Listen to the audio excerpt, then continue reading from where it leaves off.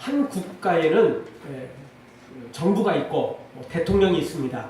그리고 그 국가가 한 국가만 살 수 있는 게 아니고 다른 국가와 같이 무역을 하며 살아가기 때문에 각 국가마다 대사관이 설치되어 있고 그리고 거기에는 대사가 있습니다.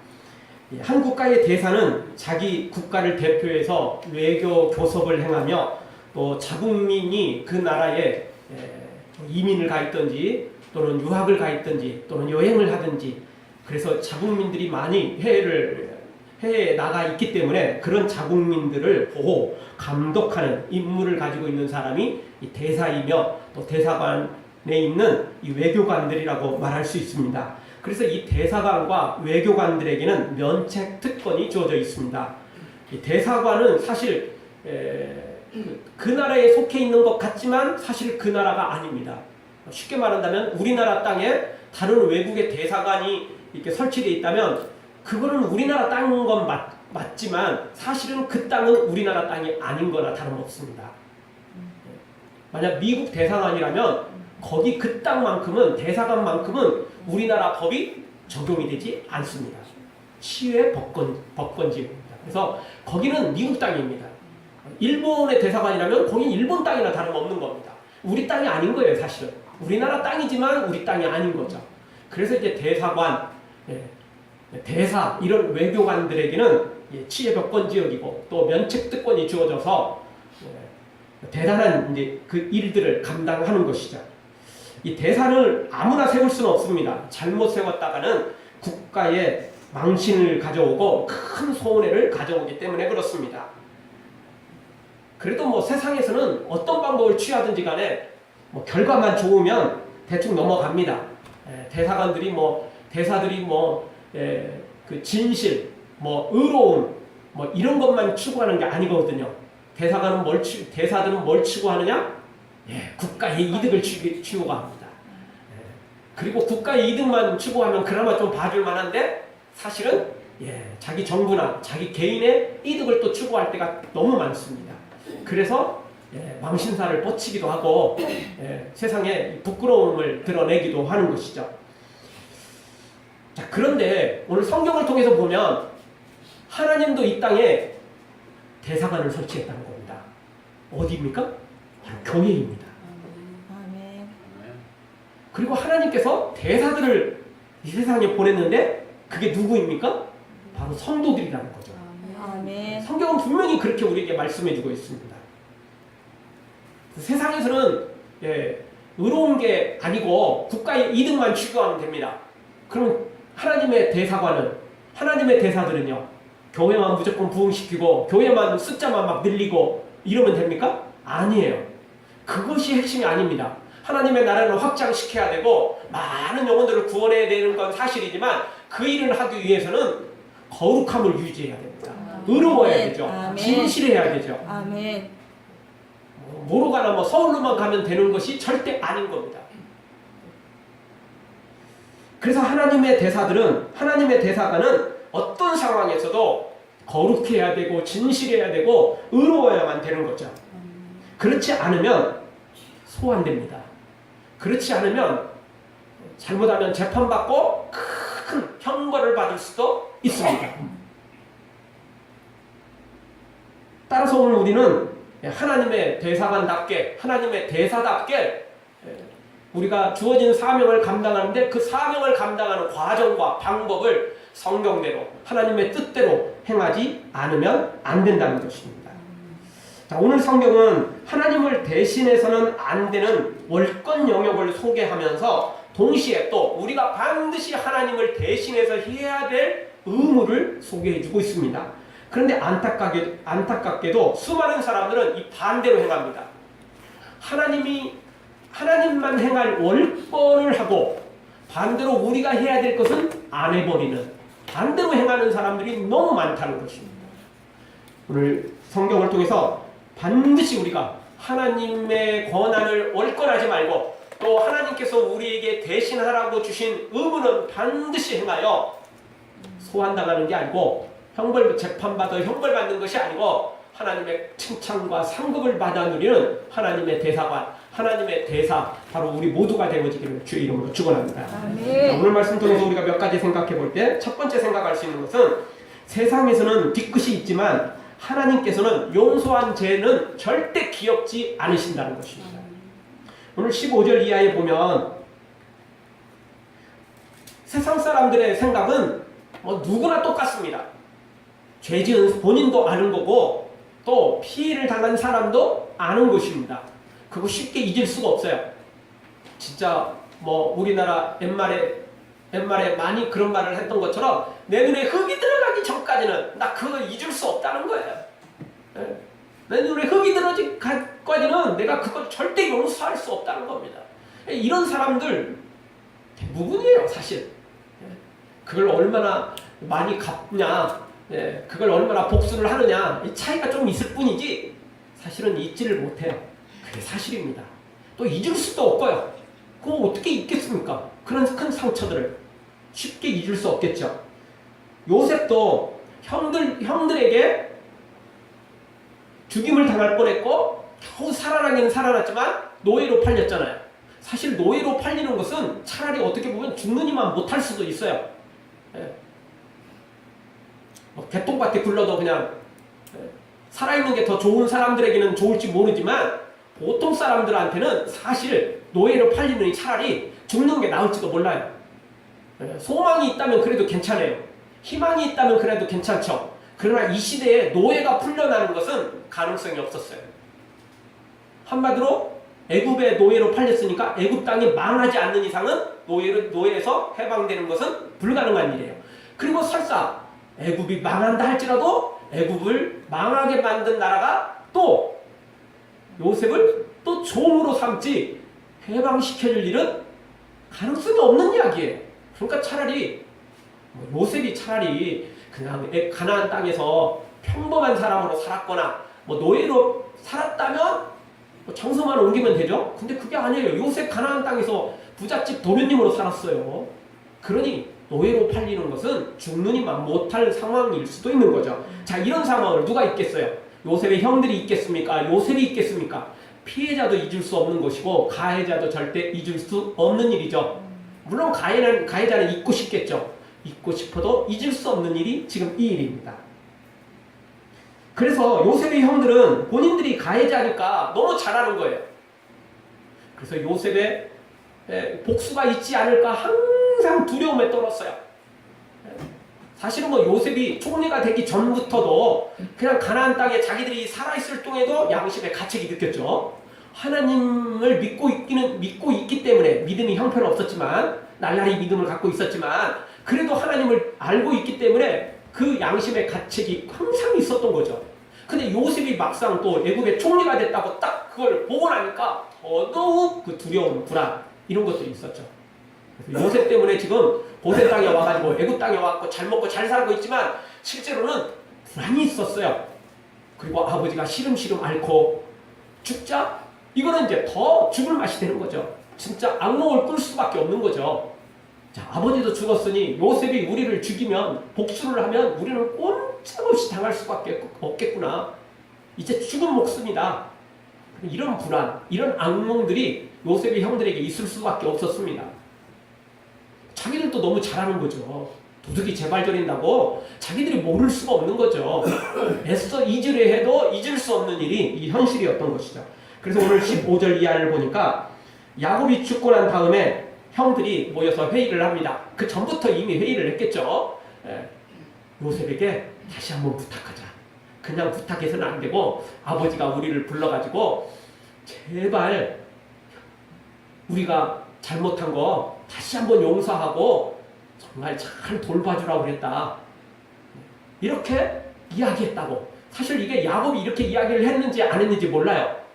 어쨌든 형들이 지금 아버지가 안 한 걸 거짓말로 지금 이게 요셉에게 이렇게 한 건지 아니면 진짜 야곱이 이런 이야기를 해서 전해주는 건지 성경은 정확하게 알 수가 없습니다. 근데 그냥 추측을 조금 해보건데 야곱이 그런 말 하지는 않았을 것 같아요. 왜냐? 야곱은 요셉의 믿음을 알고 있었거든요. 야곱은 요셉이 어떤 하나님을 알고 있었고 또 어떤 하나님을 만났는지 너무 잘 알고 있었어요. 요셉의 형들은 사실 이 요셉이나 야곱만큼의 믿음에 이르지 못했지만 야곱과 요셉은 정말 하나님을 깊이 만났고 그 어떤 사람보다 하나님의 마음을 알고 있었던 사람들이라고요. 그래서 요셉이 다 이제 용서했을 것이다. 이걸 충분히 알았을 거라고요. 그래서 굳이 이런 이야기를 하지 않았을 것 같아요. 이야기를 했으면 뭐 이게 진실이 되는 거고 이야기하지 않았으면 어떻게든 야곱의 형들은 요셉의 형들은 뭐 어떻게 해서든지 간에 아버지 이름을 팔아서라도 어쨌든 지금 이 위기를 벗어나고 싶은 거예요. 그래서 요셉 앞에 엎드려 가지고 우리는 당신의 종입니다. 옛날에 지은 죄는 다시 한번 용서해 주세요. 이제는요 당신을 위해서 살게요. 종으로 살게요. 다시 이렇게 엎드려서 요셉 앞에 철저히 자신들을 그렇게 지금 고백하는 것을 보게 됩니다.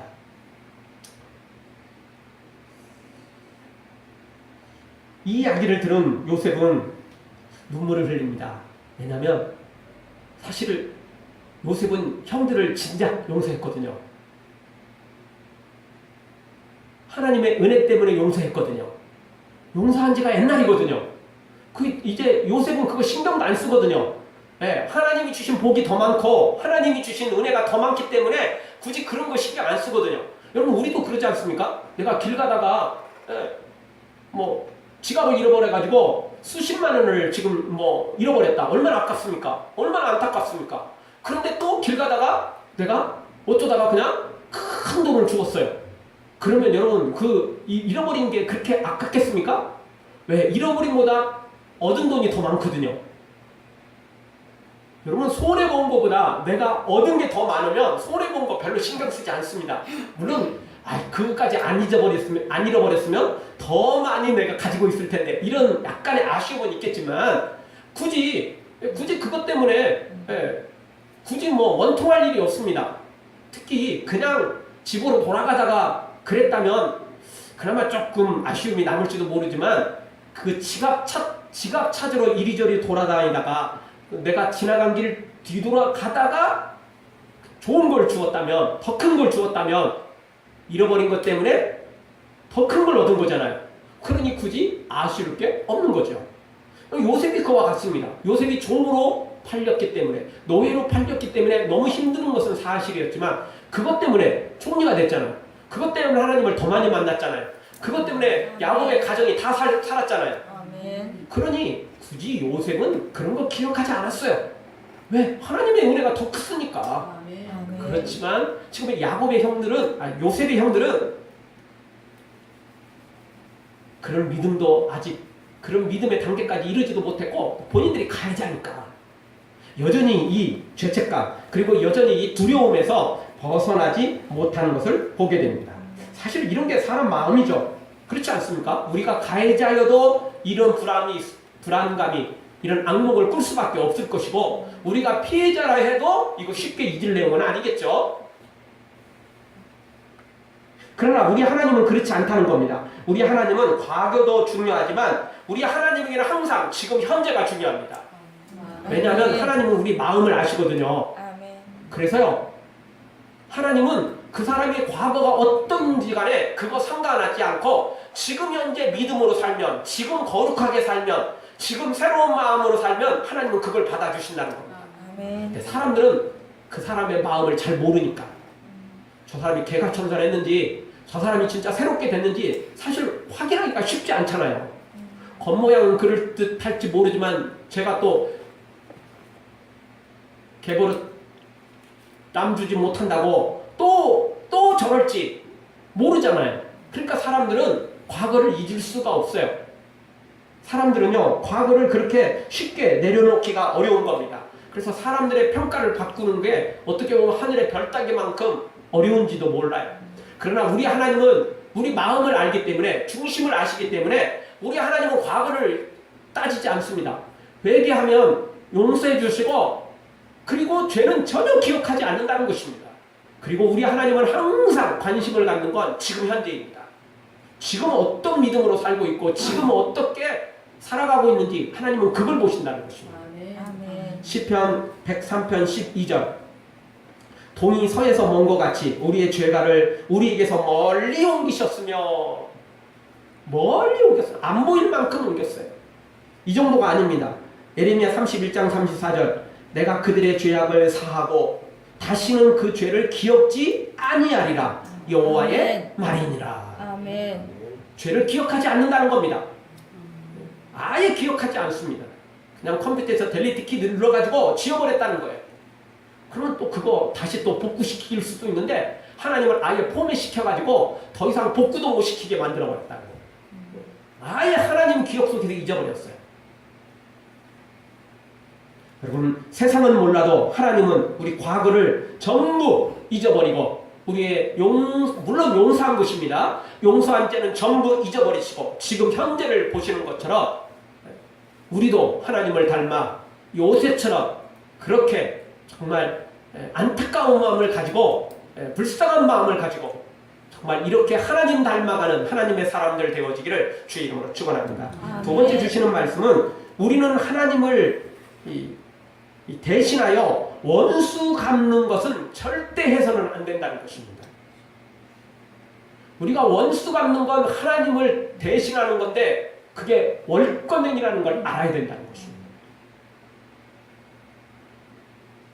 반드시 그 부분은 우리가 막아야 됩니다. 자, 다시 돌아와서 요셉이 이제 복수를 할지도 모른다는 이런 불안과 악몽을 꾸면서 그렇게 야곱이 이제 죽고 장례를 치르자마자 요셉의 형들이 요셉에게 연락했고, 또 친히 자기들 전부 다 몰려와가지고 요셉에게 엎드려서 우리는 당신의 종입니다 이러면서 이제 다시 한번 새롭게 요셉에게 충성 맹세를 하죠. 그런데 17절 하반절에 보니까 요셉이 이 말을 듣고 눈물을 흘리죠. 형들의 불안과 고통이 느껴졌기 때문입니다. 그리고 19절에서 요셉의 형들에게 이렇게 말을 하죠. 17절, 19절 우리 한 목소리로 다 같이 보겠습니다. 요셉이 그들에게 이르되 두려워 마소서, 내가 하나님을 대신하리이까. 대신할 수 없다는 거죠. 어떤 걸 대신할 수 없다고요? 원수 갚는 걸 대신할 수 없다는 거예요. 원수 갚는 건 하나님의 권한이라는 거죠. 그렇죠? 우리도 지금도 마찬가지지 않습니까? 여러분, 누군가 잘못했는데 경찰 대신 내가 막 수갑 채워가지고, 경찰 대신 내가 막 우리 집에 지하실 하나 만들어가지고 거기에 구속을 시키고 이러면 어떻게 됩니까? 걸려요. 걸립니다.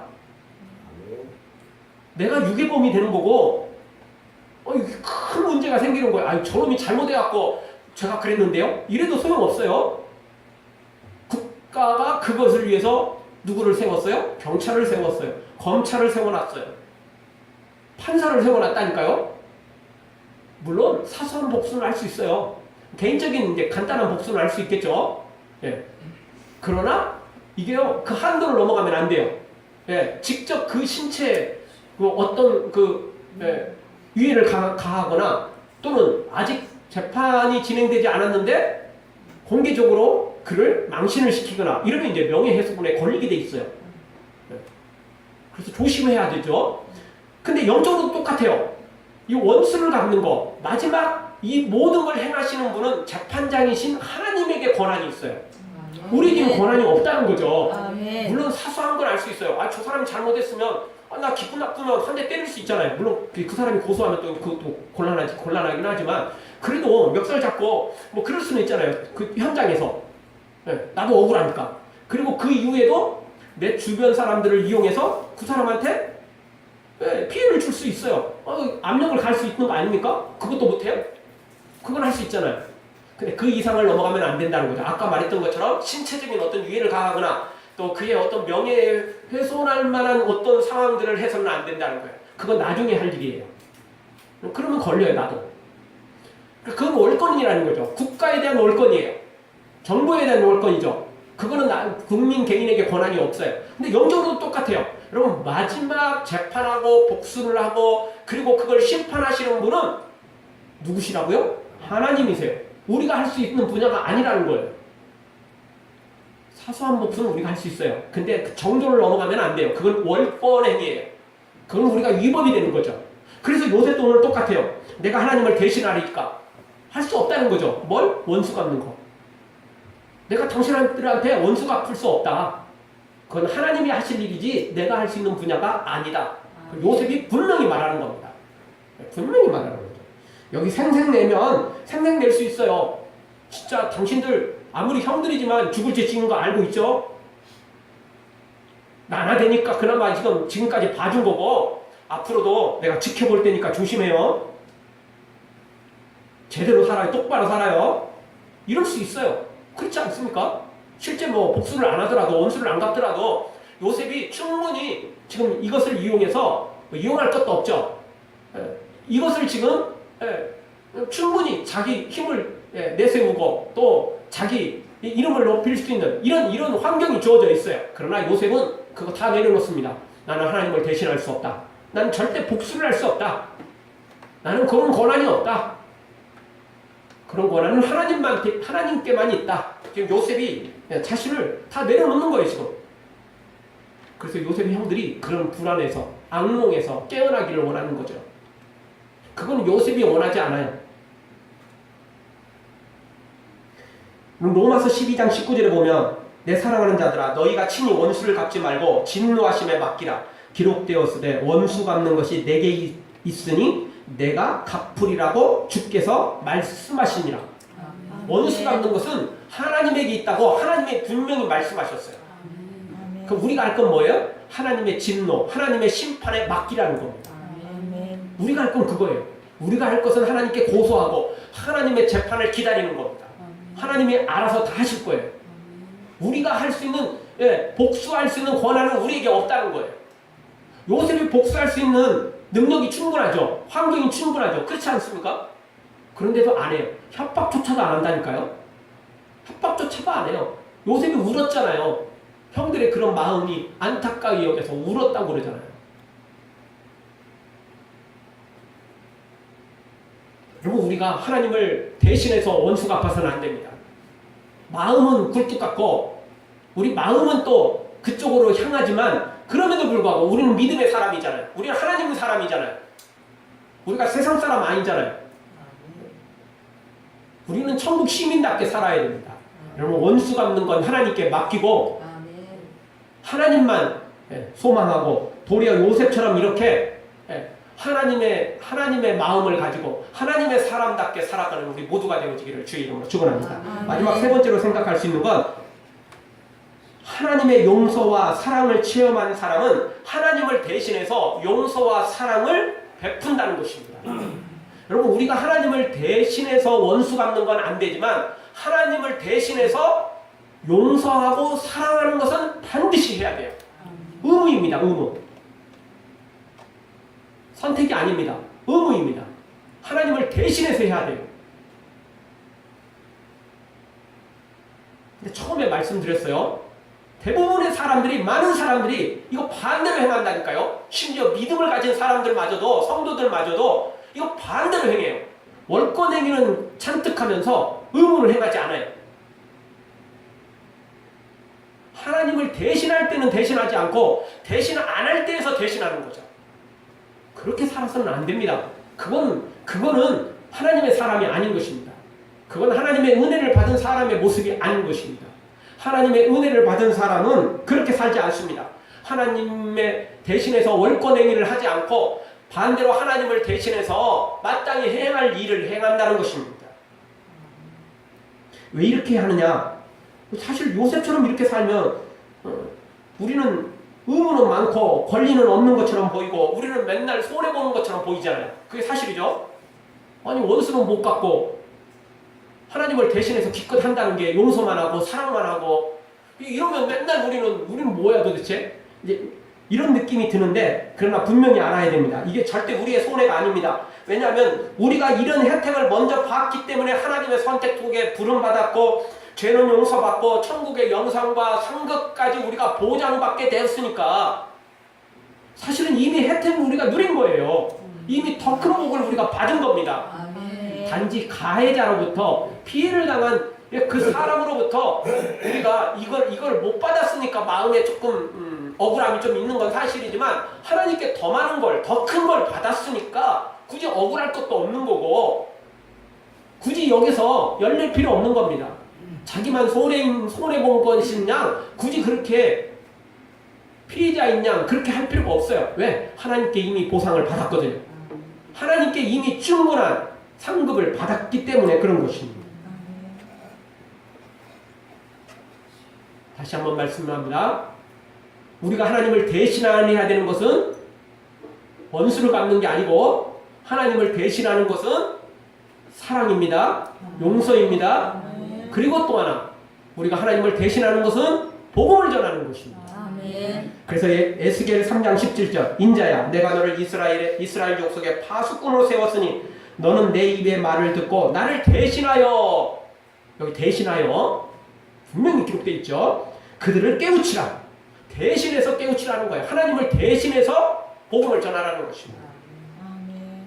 에스겔 33장 7절에도 그러면 너는 내 입의 말을 듣고 나를 대신하여 그들에게 경고할지라. 하나님의 말씀을 듣고 대신해서 경고해 주라는 것입니다. 고린도후서 5장 20절 이러므로 우리가 그리스도를 대신하여 사신이 되어 대사가 됐다는 거죠. 하나님이 우리로 너희를 권면하신 것 같이 그리스도를 대신하여 간구하노니 너희는 하나님과 화목하라. 하나님을 대신해서 우리가 하나님과 화목하고 또 다른 사람들도 하나님과 화목하게 만들라는 것입니다. 누구를 대신해서? 예수님을 대신해서, 하나님을 대신해서. 이게 대사가 되라는 거예요. 하나님의 대사입니다. 하나님 대신해서 하는 겁니다. 고린도후서 5장 18절에도 모든 것이 하나님께로 났나니 우리가 하나님께 났다는 겁니다. 저가 그리스도로 말미암아 우리를 자기와 화목하게 하시고 또 우리에게 화목하게 하는 직책을 주셨으니 하나님의 사람들은 하나님께로 난 사람들은 우리가 하나님과 화목하고 또 다른 사람들을 하나님과 화목하게 하는 직책을 주었다는 거예요. 그런 대사의 사명을 주었다는 것입니다. 그러니까 우리가 하나님을 대신하는 이 대신해야 될 것들이 분명히 성경에 기록되어 있다는 것입니다. 요셉도 그걸 알았습니다. 그래서 하나님을 대신해서 원수가 갚을 수는 없지만 하나님을 대신해서 용서하고 사랑해야 될 의무가 있다는 걸 요셉이 아는 거죠. 그래서 오늘 이렇게 행한 겁니다. 요셉이 무슨 속도 없어서 이런 줄 아십니까? 요셉은 뭐 그냥 처음부터 워낙 사랑이 막 넘쳐나가지고 막 자기를 칼 들고 죽이는 사람들도 그냥 죽이려면 죽여라. 나는 괜찮다. 뭐 이런 사람인 줄 아십니까? 아니에요. 요셉 그런 사람 아니었어요. 솔직히 요셉 가나안 땅에 있을 때 형들이 잘못하면 쪼르르 달려가가지고 아버지한테 다 고자질하는 사람이에요. 그래서 형들이 더 미워했어요. 요셉 그렇게요. 막 그 희생하고 막 사랑이 넘치고 원래 이런 사람 아니었어요. 형들이 조금만 구박하면 쪼르르 달려가지고 아버지한테 타고 다녀버리고 이런 사람이었다고요. 그래서 형들이 더 미워했어요. 형들이 사실 뭐 잘못한 건 사실이지만 요셉도 그 한몫했어요. 그걸 지혜롭게 좀 해결을 해야 되는데 쪼르르 달려가지고 아버지한테 타고 다니니까 또 아버지는 또 그 말 듣고 또 그 지혜롭게 또 잘 대처해야 되는데 불러가지고 너 요셉한테 이렇게 했지 너. 그래서 또 혼내니까 형들이 또 요셉을 그냥 못 죽여서 안달이었던 거죠. 이제 그래서 이런 일이 벌어진 거예요. 그래서 형들이 잘못한 건 사실이지만 이게 이런 과정 속에 다 서로 얽히고 얽혀가지고 이런 일이 벌어진 거예요. 여러분 오죽했으면 형들이 동생을 죽이려고 했겠어요. 여러분 웬만하면 이러지 않잖아요. 치고받고 싸우기는 해도 이런 일은 안 벌인다고요. 그래도 형제인데. 그래도 아버지 피를 낳는 형제인데 어떻게 이런 일을 하겠어요. 근데요 이런 복잡한 사연들이 있었어요. 그렇다고 요셉의 형들이 이게 뭐 사정이 그러니까 뭐 그냥 봐줄게 뭐 이럴 수는 없어요. 절대 그 죄를 그냥 넘어갈 수는 없어요. 그럼에도 불구하고 그런 복잡한 사정이 있었다는 겁니다. 원래 요셉 그런 사람 아니었어요. 그런데 하나님께 복 받고 난 다음에 하나님께 은혜 받고 난 다음에 하나님을 더 깊이 체험하고 난 다음 지금 이 순간에는 바뀌어버린 거죠. 그런 거 나 신경 안 쓴다. 나 하나님께 너무나 큰 복을 받았기 때문에 나도 이제 하나님께 받은 복 받은 사람답게 나 하나님처럼 나 그렇게 살란다. 요셉이 지금 이렇게 말하고 있는 것입니다. 그러면서 오늘 성경에 21절에 가보면 그들을 간곡한 말로 어떻게 했어요? 위로했어요. 적당히 협박하고 보내면 될 텐데, 아니면 그냥 침묵하고 보내도 될 텐데, 요셉이 위로까지 해줬어요. 어떤 말로? 간곡한 말로. 내가 당신들을 챙겨주고 당신들의 자녀들, 내 조카들도 내가 내 자식처럼 다 챙겨주겠다. 걱정하지 말아라. 요셉이 간곡한 말로 위로를 해줬어요. 이솝 유아에 보면 이런 이야기가 있습니다. 배고픈 여우 한 마리가 먹이를 찾아 헤매다가 농부가 작은 구멍 속에 감춰준 빵과 고기를 발견했답니다. 여우는 그 속에 들어가서요, 모두 먹고 난 후에 배가 부른 상태에서 기분 좋게 나오려고 하는데 그 작은 구멍에서 빠져나올 수가 없었던 거예요. 그래서 이 여우가 너무 안타까워서 죽을 것 같으니까 으앙하고 울어버렸어요. 그랬더니 그 여우의 친구가 달려와가지고 그걸 보고는 위로를 해줬답니다. 야, 울 거 없어. 네가 구멍으로 들어갈 때처럼 배가 다시 등가죽에 딱 달라붙으면 다시 나올 수 있으니까 걱정하지 마. 위로를 해줬다는 겁니다. 여러분, 우리 인생이 그렇습니다. 빈손으로 왔다가 빈손으로 가는 겁니다. 아무리 배불리 돈을 채우고 권력을 채우고 쾌락을 채우고 세상의 모든 것 채워도요, 갈 때는 다 토해내야 됩니다. 다 내놓고 가야 됩니다. 다 홀쭉한 상태에서 가야 됩니다. 그냥 갈 수 없습니다. 아무것도 갖고 갈 수 없어요. 죽을 때는 빈손으로 왔다 빈손으로 가는 것입니다. 그럼에도 불구하고 사람들은 욕심이 끝이 없어요. 죽을 때 죽더라도 돈 갖고 죽겠다는 거죠. 그래서 어떤 사람들은 자기 무덤에 돈 집어넣어달라는 겁니다. 그런다고 갖고 가는 거 아닙니다. 주머니에 넣고 아니 자기가 그 금덩어리를 돈덩어리를 삼켜도요 가져갈 수 없는 겁니다. 육체는 결국 흙으로 돌아갈 거거든요. 결국 썩을 거거든요. 영혼만 하나님 앞에 가서 결국 심판을 받든지 천국에 들어가든지 둘 중에 하나가 되는 것입니다. 그런데 사람들은 이렇게 이 여우처럼 그렇게 욕심만 부리려고 하는 거예요. 처음부터 보아야 됩니다. 처음부터 알아야 됩니다. 이거 내가 먹을 수 있는 건지 아닌 건지. 먹고 다시 쫄쫄 굶어갖고 나온다면 무슨 의미가 있겠냐고요. 잘못하면 그 빵을 고기를 감춰둔 그 농부한테 딱 걸려서 자기 생명을 잃을 수 있거든요. 미련한 짓 아닙니까? 우리가 볼 줄 알아야 됩니다. 영적인 눈으로 세상을 봐야 됩니다. 영적인 눈으로 우리 인생을 봐야 됩니다. 어떻게 살아야 되는지. 지금 원수를 그냥 내 기분대로 원수를 갖고 신나게 살 것인지, 아니면 요새처럼 원수 갚는 건 하나님께 있으니 하나님께 맡기고 반대로 나는 하나님께 복받은 사람, 은혜 받은 사람이니까 이렇게 위로하고 사랑하고 용서해야 되는지 본인을 볼 줄 알아야 된다는 것입니다. 영적으로 우리 자신을 진단할 줄 알아야 된다는 것입니다. 사랑하는 성도 여러분, 다시 한번 말씀드립니다. 우리는 하나님의 대사입니다. 그런데 월권행위 해서는 안 된다는 겁니다. 그리고 우리가 대사로서 마땅히 해야 될 게 있다는 것입니다. 원수 갚는 거 하나님께 맡기고 사랑, 용서, 복음 전하는 거, 바로 화목하게 만드는 거. 여러분, 이 하나님의 대사의 사명을 잘 감당하여 칭찬받기를 주의 이름으로 축원합니다. 아멘. 기도하겠습니다. 통성으로 잠깐 기도하며 나갈 때